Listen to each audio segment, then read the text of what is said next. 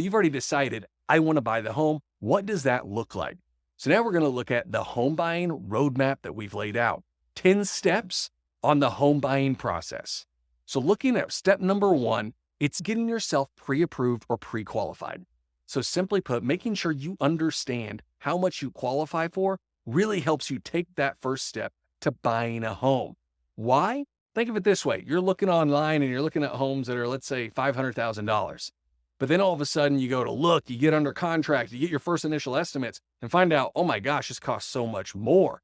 Man, I really wish I was looking at less. Well, getting pre-approved up front helps you define that search. Same happens on the reverse. You can't find anything in the price range that you think you are stuck in. If you get pre-approved or pre-qualified up front, you're going to learn, hey, maybe I could go get a bigger home than I expected because now I have an idea of what my monthly payments are, what my cash to close is. And of course, I might be a lender, so it's always easy to say, yeah, start with that for number 1. But in reality, having been on the side of helping people buy and sell homes as a real estate agent and as a lender, it's important to know the number side right up front so you can help set expectations on what you need to look for when buying that home. Now, step number 2 follows right behind that. Sometimes we say 1A and 1B. So step number 2 is making sure you select your real estate agent. So these first 2 steps are really you getting put together your team for home buying. So finding a good real estate agent that you know and trust makes a massive impact on your home. It's one of the biggest determinants if you're going to have a successful sale in the long run after you buy that home is how well that agent helps you get into a home in the first place. So finding an agent, especially for military families who are moving from, say, out of state into a new area, that real estate agent is sometimes the first person you get to meet that is from that area. I myself, I know PCSing from Colorado to Ohio. I remember my agent was the first person to give me good recommendations on the area, the locations, the places to eat. Yeah, some of my buddies were there already and stationed there. They had some ideas of some stuff, but they weren't there for 10, 20 years, or they hadn't been in and out of a whole lot of homes and known the different neighborhoods. Your agent's a powerful part of that. And so you want to make sure you make that connection up front. Now, when you have those 2 selected, step 1 being making sure you got your pre-approval, your pre-qualification, you're working with your lender, and you got your agent, you've now got your home buying team. Those are your 2 big folks in your corner to help you go win this next home. So then step 3 takes place. And this is where you really discuss your needs with your lender and with your agent. So you might have had your initial talk, initial pre-qualification, initial discussion about some homes, but we always put this as step 3. Make sure that you have your buyer needs analyzed. So you have that deep discussion with your agent of why you need so many bedrooms, why that neighborhood's important for you. Same with your lender. Hey, why is it important for me to stay within a certain budget? Those kinds of things. So for example, as a lender, when you're working with us and we're analyzing your needs, we're going over, hey, what could the potential costs look like for some hypothetical home buying scenarios? We're surprised how many times buyers haven't had that discussion with their lender. They just got a pre-approval letter that said, go buy a home, and they have no clue what could the monthly costs be or the down payment. So they're looking online at random numbers that are never accurate. But we like to work through the discussion in step 3 of making sure that you understand, have some level of expectation on what monthly payment can look like and down payment. So we attack all that up front so there's no surprises when you're under contract. Now, step 1, 2, 3 gets you all ready to go buy that next home. Step 4 is you ultimately going out and looking at those homes. This is where you might hear the term showings. I'm going on showings. My agent's doing a showing for me. Now, for military families, that might be in person, or we see a lot of our clients doing virtual showings. So those agents going out there doing FaceTime, or they're using some other mediums to make sure they can get it virtually. So showings doesn't just have to be in person, but this is where you go out and look. Now, this is where we tell folks for home buying, don't be surprised if you find a home sooner than you expect. Some people think you got to go look at 10, 20, 30 homes. We typically see folks settling on a home around their 4th showing. So somewhere between 3 and 5, people usually end up having a good idea of what they want, and they end up starting getting ready for the next step that we're going to talk about. Does that sound shocking? Well, maybe 20, 30 years ago it would have been shocking, but think about this. Today, you're window shopping most likely dozens, if not hundreds of homes online. You're looking at them and you're pre-scanning, window shopping a whole bunch. You might have inquired about a few of those to your real estate agent or your lender some more. So you maybe got 10 or 15 that you inquired a little bit more about. And then you actually went and saw 3 to 5 and fell in love with one of those. So really you're seeing a lot, and don't be surprised if it's only a few. Now we've seen some folks, of course, go look at 10, 20, 30 homes physically, and that's okay. We've had folks buy the first home they saw. Just know that you're going to see things, and you might see them virtually, you might ask some more questions, and then see them in person or virtually as well. But let's say you went out, you saw all of those homes. Now all of a sudden we move on to our next step, step 5. Step 5 is where we write our offer and we submit our contract to a seller. What does that mean? Well, your real estate agent is going to help you write up your contract.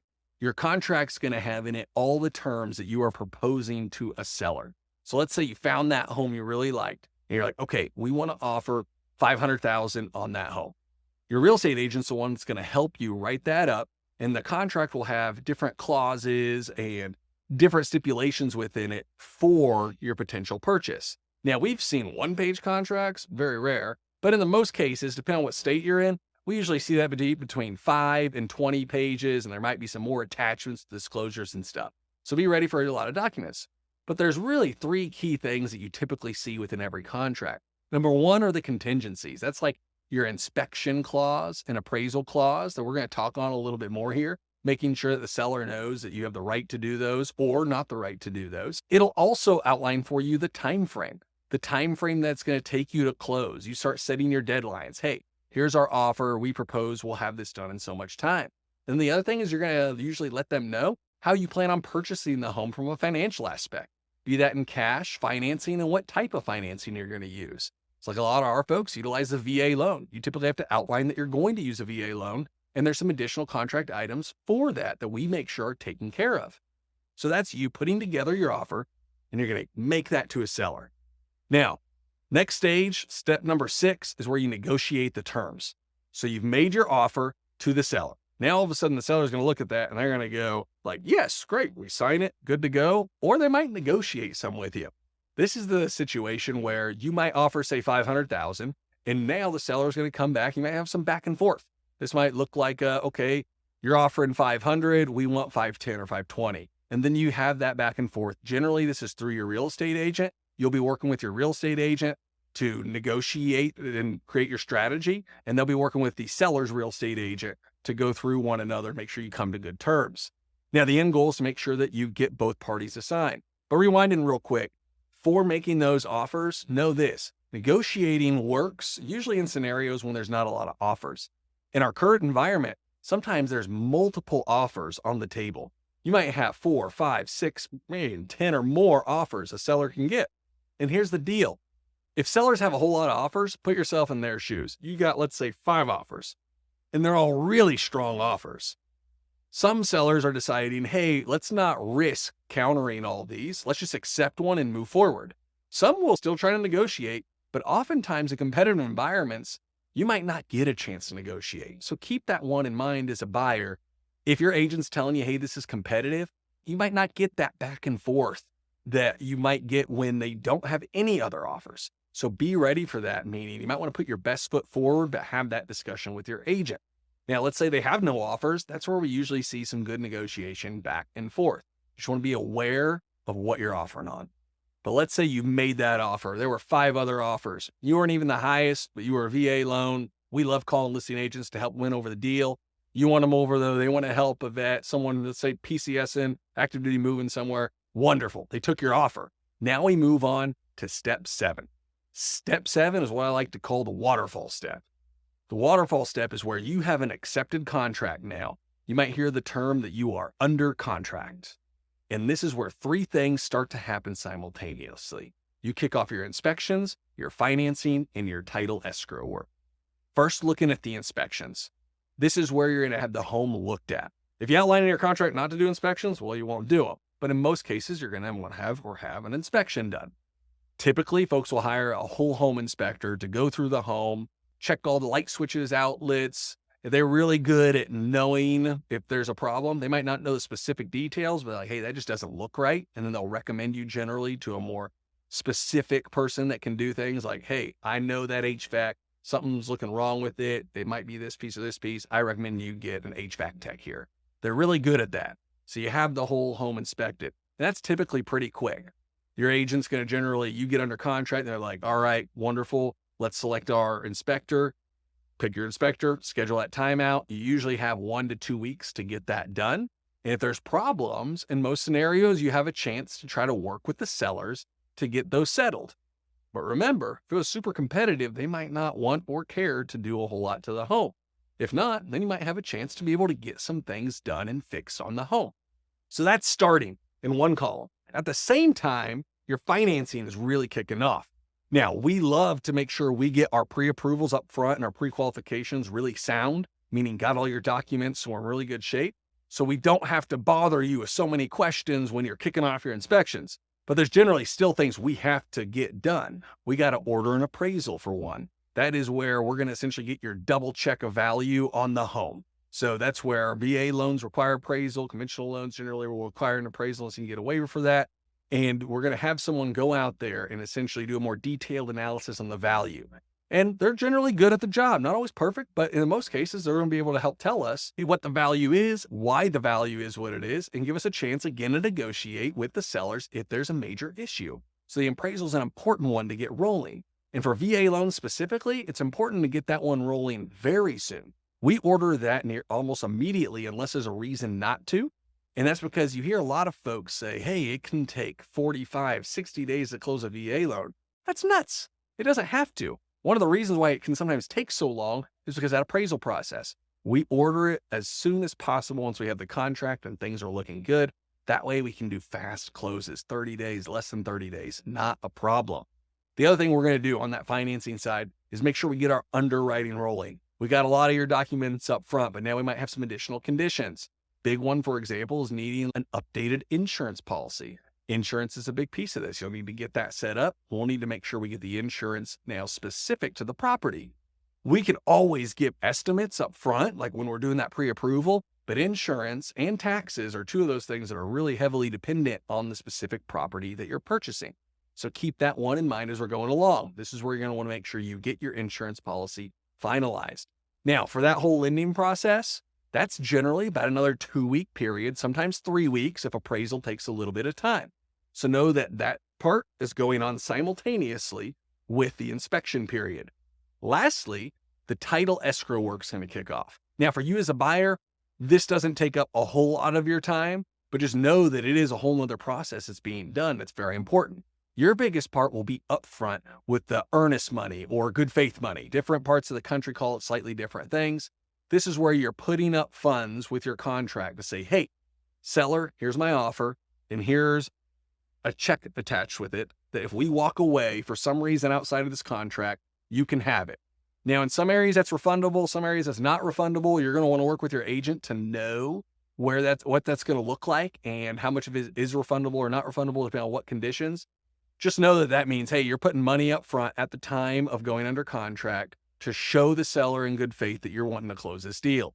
That will typically be deposited with the title company. Sometimes it's an attorney, if it's an attorney state, or it even could be the real estate brokerage itself. But know that you're going to have to deal with that entity to make sure you get those funds deposited.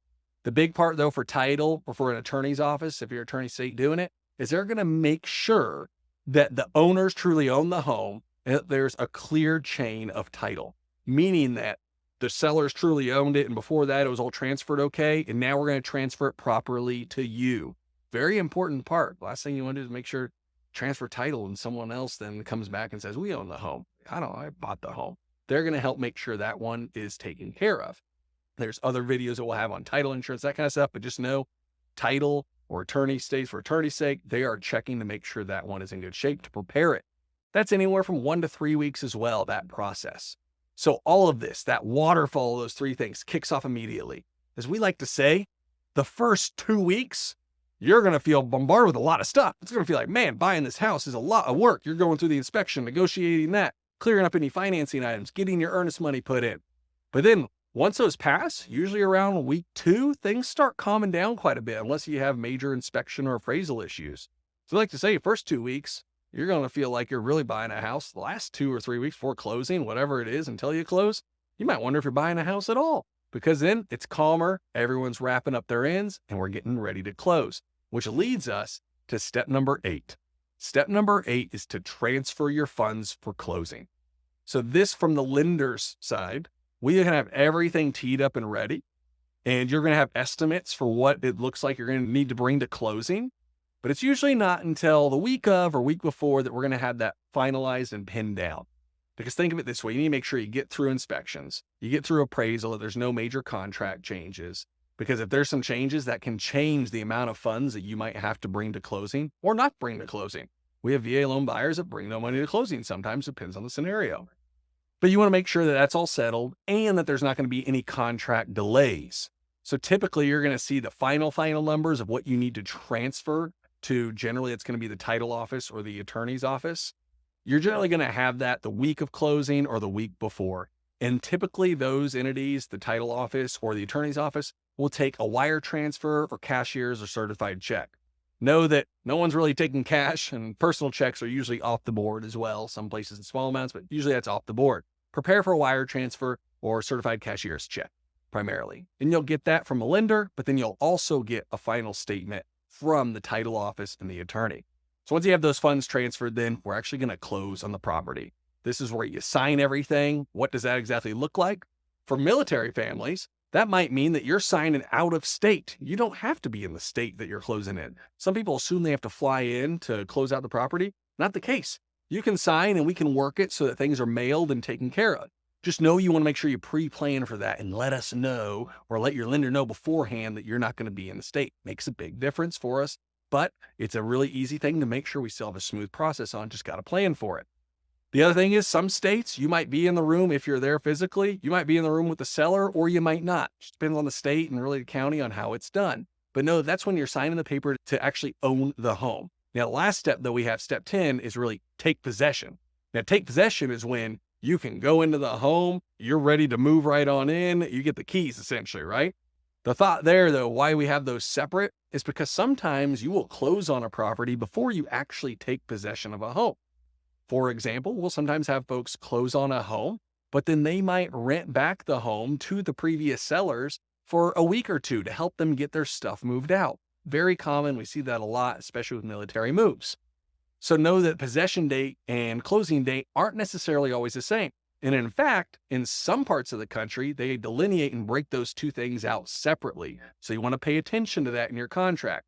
If your closing date is different than your possession date on those types of contracts, know that when you close, you might not be able to move in right away. Keep that in mind.